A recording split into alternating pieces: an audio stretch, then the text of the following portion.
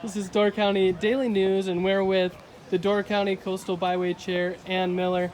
Ann had a ribbon cutting here at Lakeside Park in Jacksonport today to recognize this National Scenic Byway.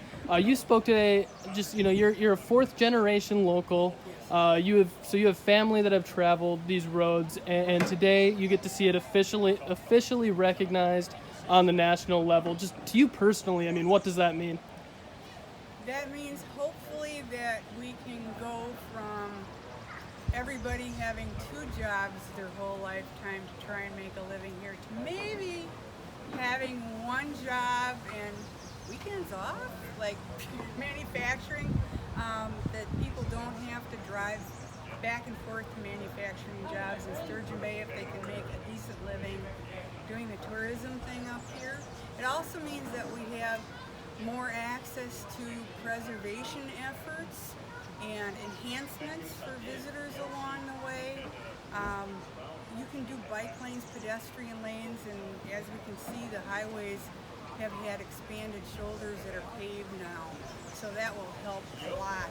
And it gives granting opportunities to some of the environmental people, agencies, and also the local municipalities for projects they might want to do, or even it gives them a better chance of vying for grants for like land acquisitions for parks, things like that. So that's my hope, that this will lift everybody up and even out the tourism on a year-round basis rather than just everything coming at once in a few weeks or a few weekends' time.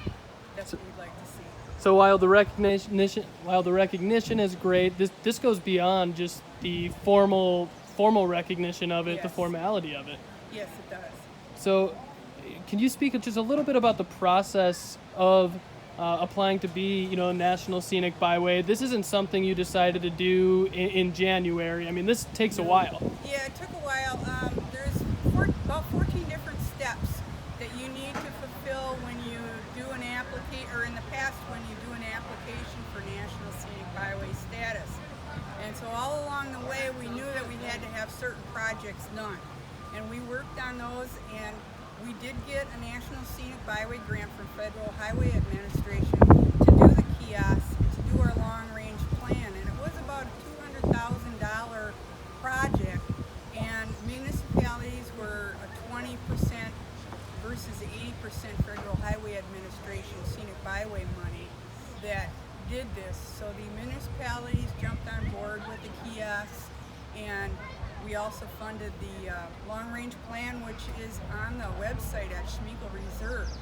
And it's about a 150-page document, and that lays out every intrinsic quality. It tells you what your logo is going to be like, or what kind of design you want. So they do a lot of that kind of work for us. And so we had those things in place along the way.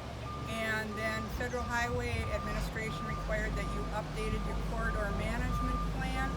So we worked with Land Use Services down in Sturgeon Bay and revised that to reflect the next 10 years. And you also had to be a state scenic byway, because you can't apply for national status unless you have a current state scenic byway status. So we were doing both things simultaneously. And today there was a nice turnout, and it's in time as we're able to have these sort of turnouts. How was the community support? You talked about how you needed other municipalities to be on board, so it seems like this had, from the beginning, a lot of support. Well, from the state aspect, you have to have at least 30 contiguous miles in order to be considered for a state scenic byway. So we were working Jacksonport and Liberty Grove were working, a municipality at a time. We would go to different meetings and answer all kinds of questions. And in the end, we've got 8 of 9 municipalities, and they are still with us and continue to be with us. Well, Ann, this was a great event, and it was awesome to see. And, in front of you, not too far away, there's some refreshments and snacks. So go enjoy those, because you deserve it. Congratulations. Okay.